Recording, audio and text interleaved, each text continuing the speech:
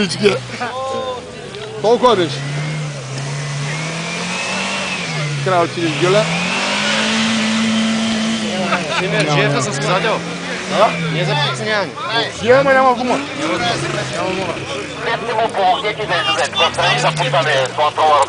Гошо, един колан само да му дръпнете 5 човека само настрани, той ще излезе странично. Само да му изместиш предница, той ще захапи веднага. Това как блъска дарета снима ли? Да. Нарочно го закопават, за да компрометира скоростта. Ако го дърпате, обърнете го обратно и там да остава. Хвали сте Сузукицата, вижте са.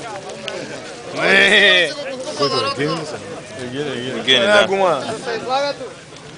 Той се зарови там. Видите, продава лебедки, иска да се пробва лебедката. Ей, тук за това да роби.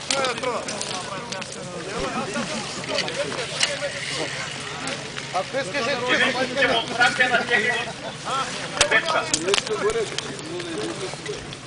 Демонстрация на безопасно боравене с лебедка.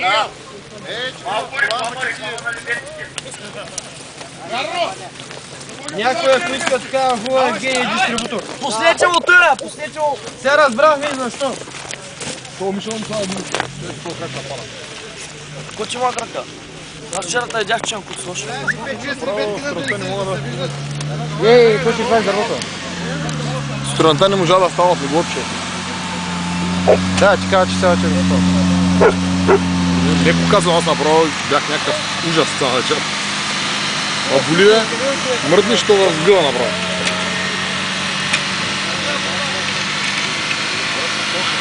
Доволно се разпопава. Белов, кажете му е тук под линията да мине. Бързо лъчат, бързо въртка ли бе?